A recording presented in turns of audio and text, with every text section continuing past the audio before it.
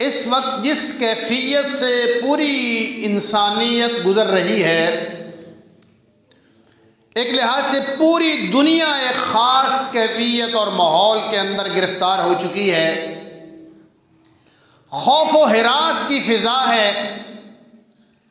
और बड़ी बड़ी ताकतवर क़ुव्वतें और बड़े बड़े ताकतवर ममालिक जो हैं वो एक छोटे से वायरस के मुकाबले में कमज़ोर और बेबस साबित हो रहे हैं। बुनियादी तौर पर कुरान मजीद हमें ये बताता है कि अल्लाह रब्बुल आलमीन अपने बंदों पर बड़ा मेहरबान है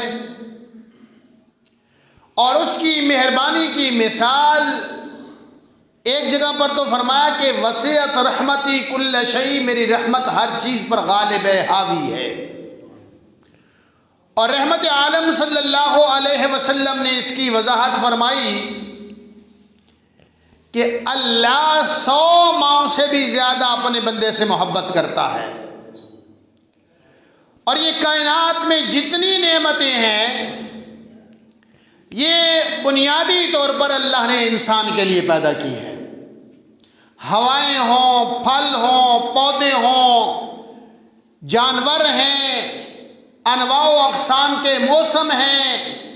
सर्दी है, गर्मी है, असल में तो इसका इस्तिफादा इंसान करता है। लेकिन अल्लाह बड़ा मेहरबान है और उस रब ने इंसान को सारी नेमतें देने के बाद सिर्फ एक उससे डिमांड है, इंसान से डिमांड है, इंसान की जिम्मेदारी है कि ये फल भी खाओ, ये नेमतें भी इस्तेमाल करो। ये मेरी हवा पे कोई टैक्स नहीं है, मैं सूरज की रोशनी पे भी कोई टैक्स नहीं लेता, न गर्मी न सर्दी, किसी चीज़ पे कोई टैक्स नहीं लेता। ये तुम्हारे फल मेरी बारिशों से पकते हैं और मैं बारिश में भी कोई टैक्स नहीं लेता। विदाउट एनी टैक्स अल्लाह रब्बुल आलमीन कायनात की सारी नेमतें इंसान को प्रोवाइड करता है।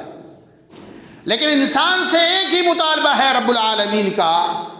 कि मैं तुम्हारा मालिक हूँ, मेरे अलावा किसी और की मर्जी पे तुमने नहीं चलना। अगर मेरी मर्जी से टकराओगे तो फिर दुनिया के अंदर फसाद होगा, इंतशार होगा, मसाइल होंगे, मुश्किलात होंगे और इंसानों तुम्हारी अपनी जिंदगी वबाल बन जाएगी तुम्हारे लिए। जब इंसान अल्लाह की रजा के मुताबिक चलता है, उसकी इताअत और फर्माबरदारी को अपनी जिंदगी का ओढ़ना और बिछोना बनाता है, तो फिर अल्लाह रब्बुल आलमीन आसमान से रहमतें बरसाता है और ज़मीन अपने लिए, इंसानों के लिए सोना उगलना शुरू कर देती है। लेकिन जब यही इंसान बगावत के रास्ते पर चलता है, अपनी दौलत पे नाज करते हुए, अपनी ताकत पे नाज करते हुए, तो कुरान मजीद के अंदर अल्लाह ने बेशुमार मिसालें ऐसी बयान फरमा दी है कि तुमसे पहली कौमें जो थी, जो ज़्यादा ताकतवर थी, ज़्यादा कुव्वत वाले थे, जिनको अपने कदोकाठ पे नाज था, जिनको अपने वसाइल पे नाज था, जो समझते थे कि ज़मीन के अंदर सभी कुछ हमारा है, हमारे हुक्म के बगैर पत्ता भी नहीं हिलता, वही रब अपने फरमाबरदारों के लिए दरियाए नील को 2 रास्ते में तब्दील कर देता है, 2 शाहराएं बन जाती हैं, 2 हिस्सों में बदल जाता है। उसी दरियाए नील से अल्लाह अपने फरमाबरदार मूसा को और उसकी पूरी कौम को, उम्मत को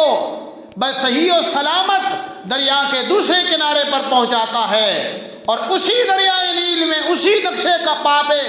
उसी रास्ते पे जब फिरौन चलते हुए आता है जो खुदा का मुखालिफ है, बागी है, तो वही दरिया उसकी तबाही और बर्बादी और मौत का जरिया और सबब बन जाता है।